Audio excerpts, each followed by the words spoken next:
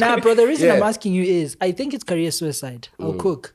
I think it's the only reason why I would feel like maybe someone would take a radio thing and drop the podcasting is maybe financially. I would assume radio can pay you way more than podcasting. But here's why I'm saying it's career suicide, because you're still building your brand. Radio nowadays can never make you a brand as an individual, because it lacks, you just become a voice that no one knows. Even McG has spoken about it. It was like I was big in radio, but the moment I went into podcasting, individual people started knowing me. Look at Saul Penduga. Saul Penduga was at YFM Academy. It did nothing for his personal brand, but he had to go to Podcast and Chill, build his brand. Only I then don't agree with radio. That. You don't agree? I don't. Because look at people like Shamiso, Caddy. Wait, I don't know those people. And they're all on YFM. Do you know these people? Yeah, and they can work their way, they can navigate their way through social media. So you are able to build a brand besides radio. I agree with you. If you know how to navigate it. Build that brand though compared to podcasting. Pardon? How long is it taking them to build that brand compared to podcasting? Fairs. Because you don't really advocate for yourself. You're advocating for YFM. You're a voiceover. Yeah, you're advocating for YFM. So I understand. I think that's why those people that you mentioned, the reason why we don't know them is because they don't have a strong individual presence.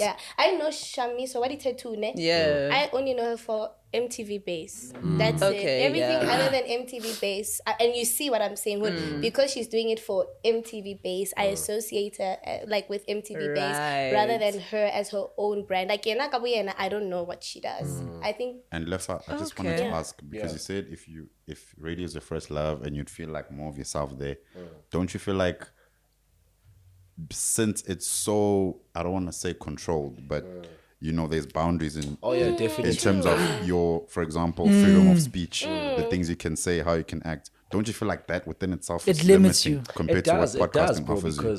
And that's also why we don't know radio people like that, because those intrusive thoughts that podcast allows you to share, you can't share them there. But you know what I think that helps them with? I think it really protects them in the longevity of their brand, because they don't have the opportunity to say what they want whenever they want to.